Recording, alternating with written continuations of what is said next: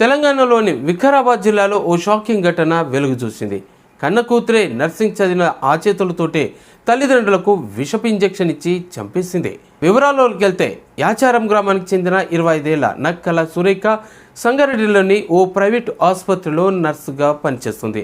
ఆమె ఒక యువకుడిని ప్రేమించింది. కానీ అది కులాంతర వివాహం కావడంతో తల్లిదండ్రులు ఒప్పుకోలేదు. దీంతో కోపం పెంచుకున్న సురేఖ జనవరి 24న ఇంటికి వచ్చి తల్లిదండ్రులకు నొప్పులు తగ్గుతాయని చెప్పి మత్తుమందిచ్చి ఓవర్డోస్ ఇచ్చి చంపేసింది.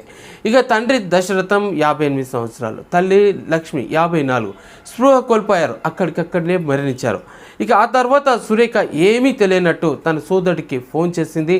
అప్పుల బాధతో అమ్మ నాన్న చనిపోయారని నాటకం ఆడింది. కానీ పోలీసుల విచారణలో ఇంట్లో దొరికిన ఇంజెక్షన్ వాయిల్స్ని ఆమె పనిచేసే ఆసుపత్రి బ్యాచ్ నెంబర్తో మ్యాచ్ అవ్వడంతో ఇక అసలు విషయం బయటపడింది. ఇక పోలీసులు తనదనే శైలిలో ఇంటరాగేషన్ చేశారు. సురేఖ నేరాన్ని అంగీకరించింది. నా పెళ్లికి అడ్డుపడ్డారు, అందుకే చంపేశాను అని చెప్పడంతో పోలీసులు కూడా ఒకంత షాక్ అయ్యారు. ప్రస్తుతం ఆమెను అరెస్ట్ చేసి రిమాండ్ కూడా తరలించారు. ఇక అసలు విషయం చూద్దాం. మెడికల్ వృత్తిలో ఉండి ప్రాణాలు కాపాడాల్సిన ఆ చేతులే ఇలా కన్నవారి ప్రాణాలు తీయడం సమాజాన్ని దిగ్భ్రాంతికి గురిచేసింది.